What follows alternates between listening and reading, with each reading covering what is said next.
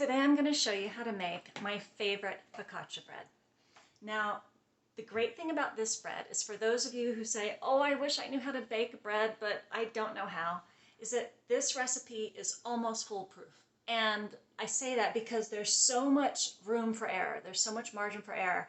I have messed this recipe up so many ways and so many times, and it has always been beyond edible. It's so good. So my name is Karen Kennedy, and this is for Real Food Matters, and we're making focaccia bread, rosemary focaccia bread.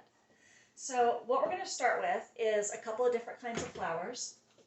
I first learned this recipe, well, I should say I first got obsessed with this recipe when my husband and I, when we were in the process of moving from England here to the States, we were staying at a friend's place down near Genoa, Italy.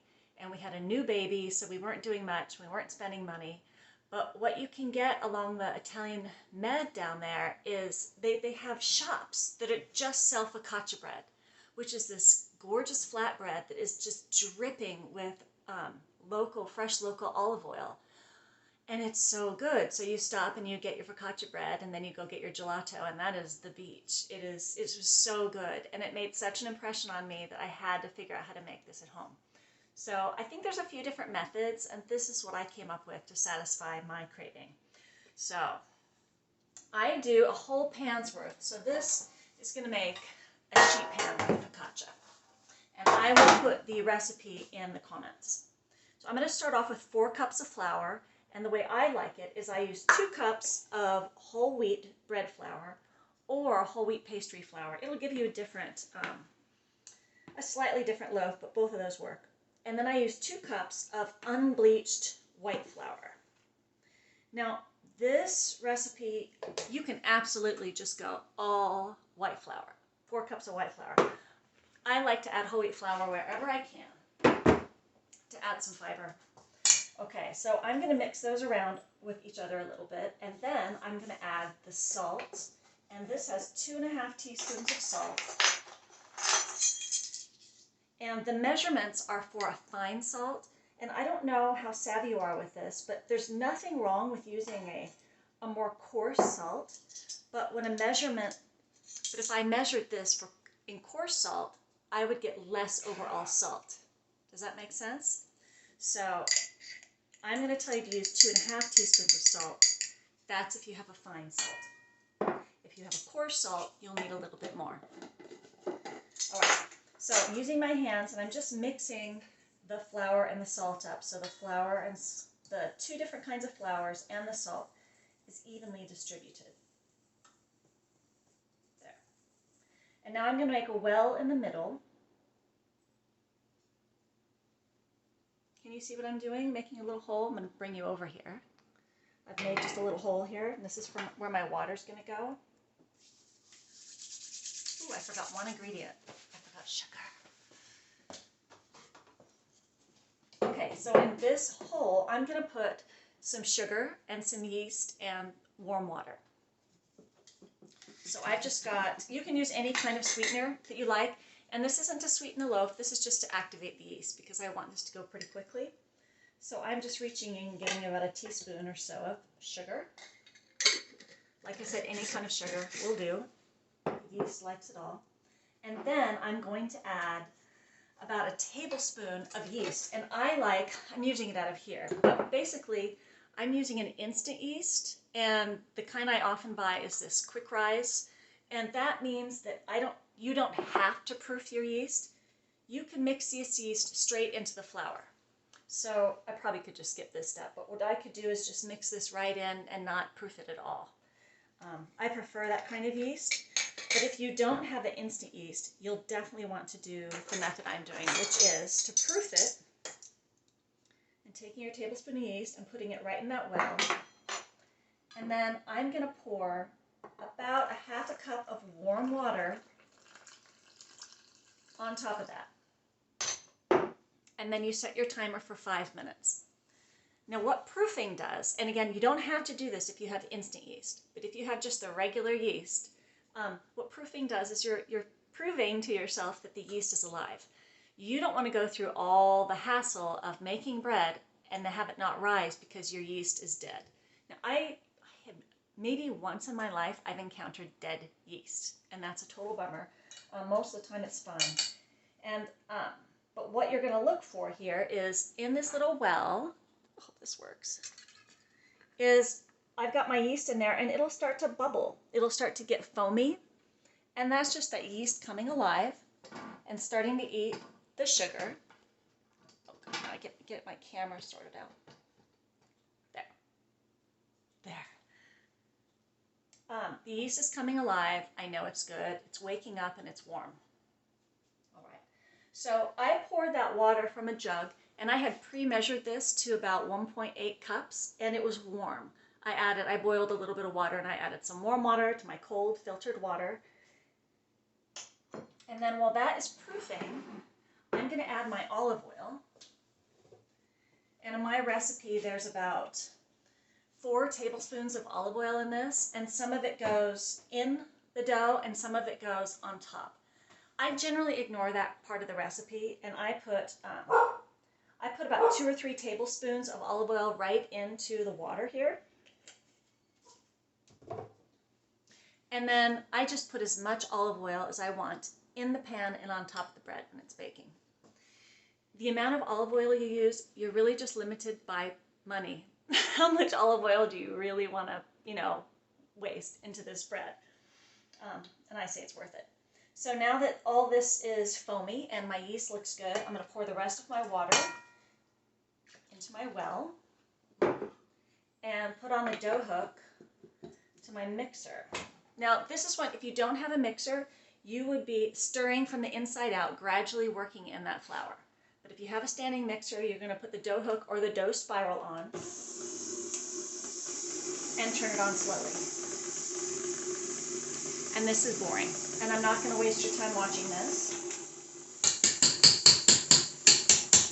It's gradually going to work the flour down. I might have to knock it down with a spatula. And this will just knead it for me.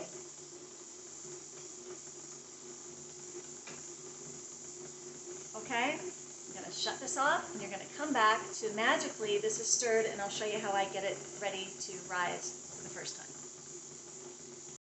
Okay, so it's all come together, and I'm going to show you what it looks like. It's a nice stretchy dough. Come over here and see. Can you see it okay? So it's a nice stretchy dough, and I'm going to get it off of this mixer hook, but everything's going to stick to my spatula if I do that. And since I have a lot of olive oil in this dough anyways, I'm going to put some oil on my spatula. So first I'm going to pour a little oil into my bowl because I'm going to let it rise in this bowl, and I'm going to grease it. And then I'm just going to run my spatula through that oil so that the dough doesn't stick to it. I know, it's so smart. So I'm going to scrape all this dough off of the spatula, and if it's kneaded enough, it should have, it should have that stretchy consistency like bubble gum, so it's not hard. Once you get some of it off, the rest just, slides down into place. And then I'm just going to scrape all the dough into this oil bowl.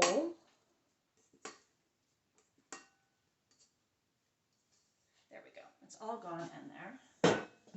Now I'm going to give it a final bowl knead, and I'll show you how I do this. I'm just going to roll it over, and I'm doing 2 things here. I'm doing a little bit of light kneading, and I'm oiling the outside of it. So I'm just going to fold it over and push, because that's what kneading is. Fold the whole thing and push. Fold and push, and I'm doing it with my greased spatula. It's hard to do this on camera, but you get the idea. Great. Now the whole thing has had been folded over 5 or 6 times, and the outside is nice and oiled so that it doesn't stick to everything. And then I use this bowl because it's big enough for this much dough to rise in, and I want it to double in size. And then I can put the lid on. So you could cover this with a damp tea towel. You can cover it in plastic, but to save myself plastic and laundry, I love having something with a lid. And you can use a plastic container, but I often like to put this somewhere warm, like on top of the water heater or near the wood stove, or if I'm baking something, like right now my stove is warm, I can put it on top of the stove. But often what I do when I bake, because it totally sucks to like plan your day and find out that what usually takes an hour and a half to rise is going to take 2.5 hours today, and that might throw off your whole schedule. So I like to honor my scheduling needs, and I can get a consistent about hour to hour and a half rise.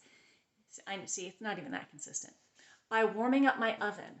And so I warm my oven, I turn it on to 350 and let it preheat for exactly 3 minutes, and then I turn it off and I put my bread in my oven to rise.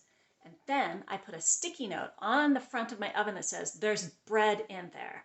Because one time I had my bread rising in a melamine bowl, and I turned it on and preheated it to do something for dinner, and I melted the whole plastic pile of crap in my oven, and my whole house smelled like toxic plastic. It was awful. So don't do that. Put a sticky note, set timers, set alarms, do what you need to do. So this goes in a nice warm place, and I'm going to set myself a timer for 1 hour to check on it, because it might be ready in an hour. And again, you just want to look at it and let it be doubled in size, and we'll come back. Okay, we're back. I've let my dough rise, and because that's just how life is, I think I've over-risen my dough a little bit, because my mom was over and we were ordering our seeds for next season. So you can see it's more than doubled in size, and it's a little poofy. So what I'm going to do, and like I said, there's so much margin for error in this recipe, is I'm going to rub olive oil on my hands so it doesn't stick, and I'm just going to pull in. So I don't punch down my dough. What I do is I just bring the sides in and fold them in, rotating my bowl, so I've got this nice ball of dough. And that effectively punches it down. There. And I'm going to let that sit for a minute. And now I'm going to prepare the pan that I'm going to bake my bread in. So I'm going to pour a generous amount, that was probably a 1/4 cup of olive oil, into my sheet pan, and then brush it out to the sides.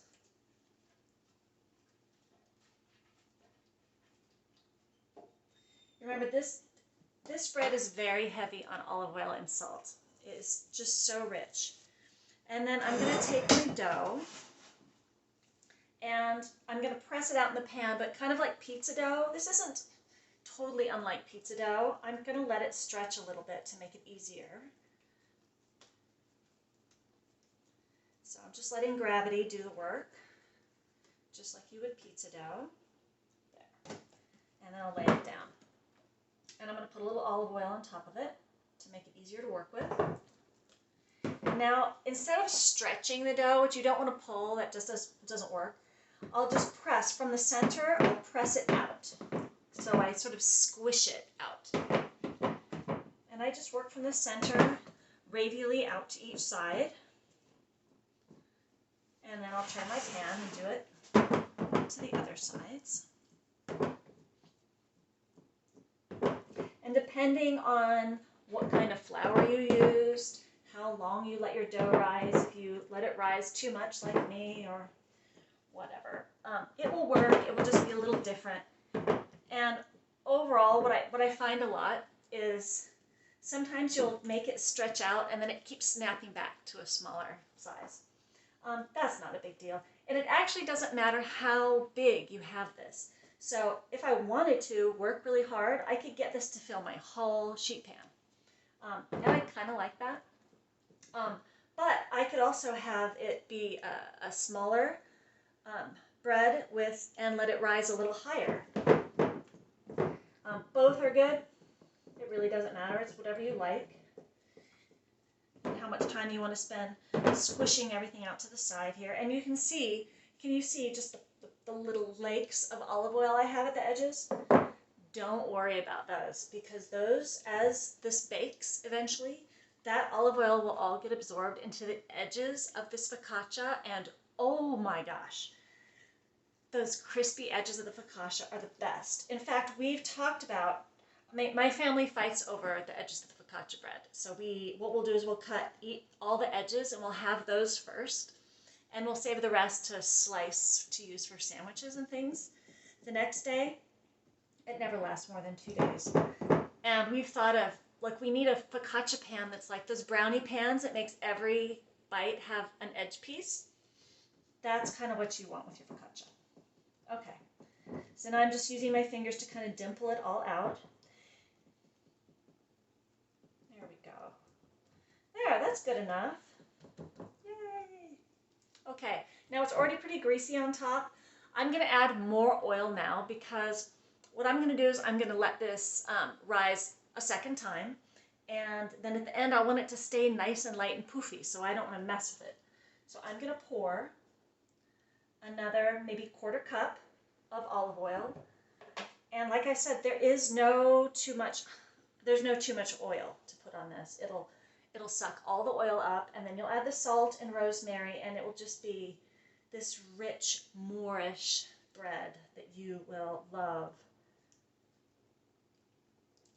There we go. So can you see that? Look, it's just this kind of golden, oily bread. Oh my gosh, it's so good.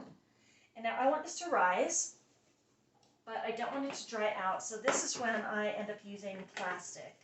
And you might find another solution. You might find that, like, I don't want to get a whole towel all greasy for this.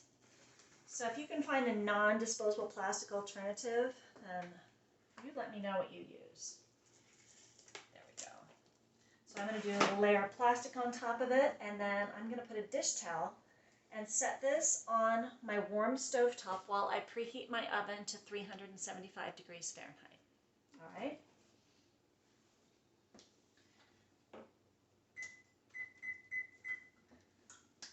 Okay. Now while that's going, we're going to chop up some rosemary.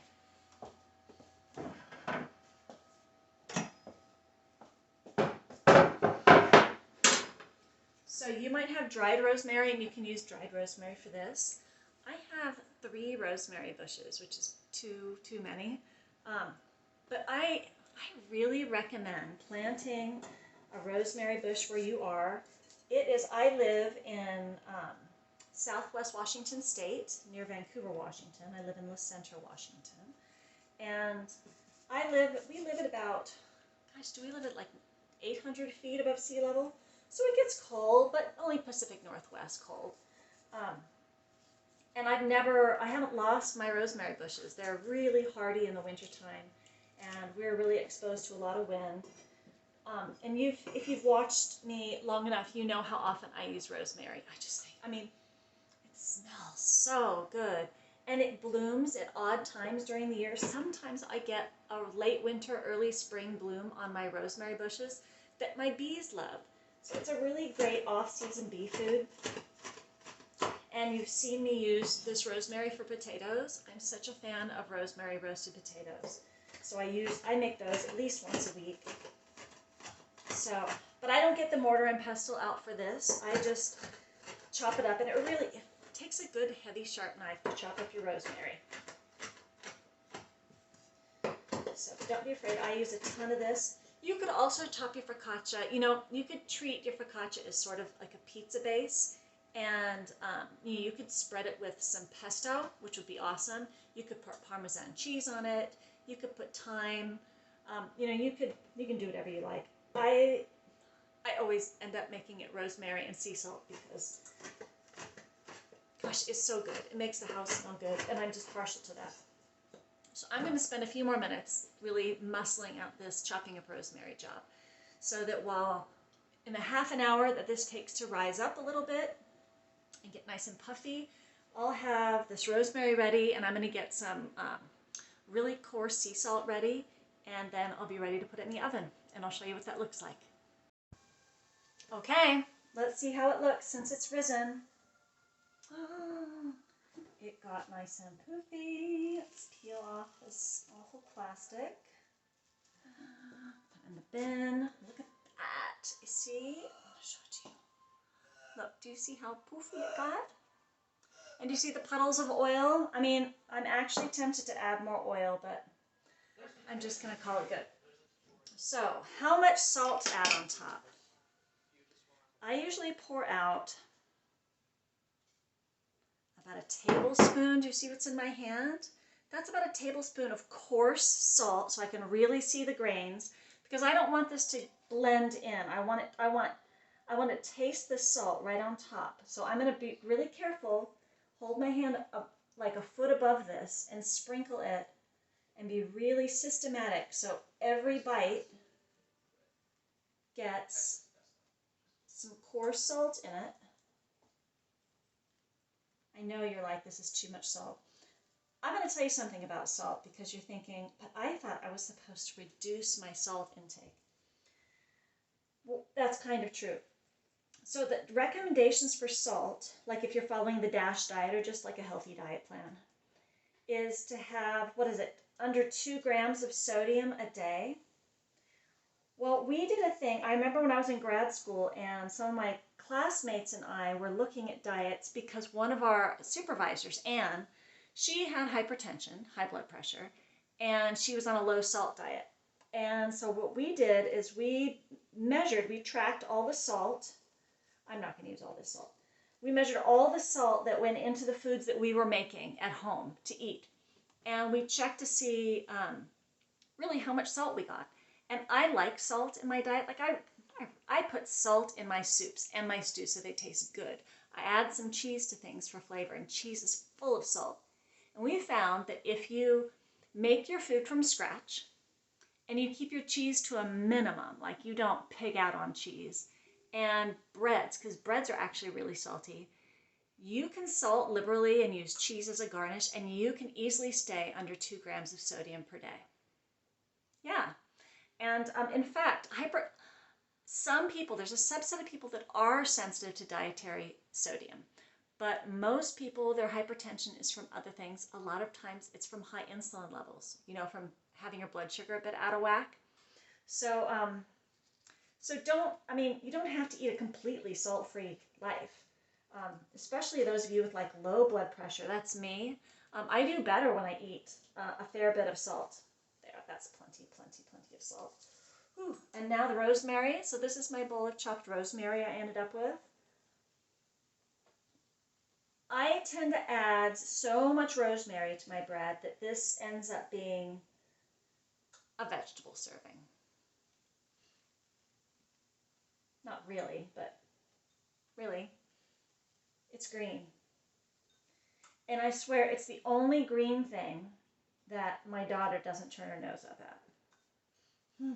No one asks, what's the green thing on the focaccia, Mom? All right, check it out. I've got way too much rosemary, but I might as well use it. Oh my gosh, it's just, I wish this was smell-o-vision. I wish we had smell-o-vision so badly so you could smell this. Okay, whee!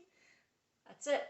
Now I'm going to put this in the oven, 375, and I'm going to put it in there for about 20 to 25 minutes, but I have to tell you, I've never overcooked this. I've left that in there for 40 minutes before on accident, and it just kind of tasted like, it was like a cracker, a really salty rosemary, like cracker consistency instead of bready. So don't sweat this stuff.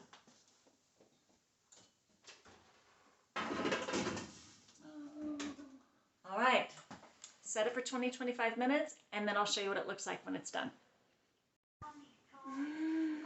It's here. Look, and use your smell-o-vision. It's so good. So this is rosemary focaccia bread.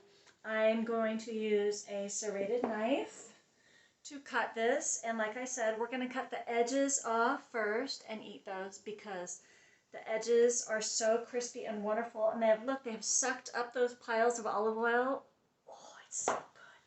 You are going to love this. You're going to dip this in hummus. You're going to take, tomorrow you'll slice that thin bread open and make it into delicious sandwiches with like hummus and avocado and sprouts or turkey and provolone. I am telling you, this is wonderful. So I hope you make it. Please feel confident. Once you get it down in your timing and you've got your consistent heat sources for your rising, this is a 3-hour process from start to finish. So whenever you've got a 3-hour window of time at home, you can make this bread and make it work, and it will taste great. I guarantee it. So happy baking. Bye.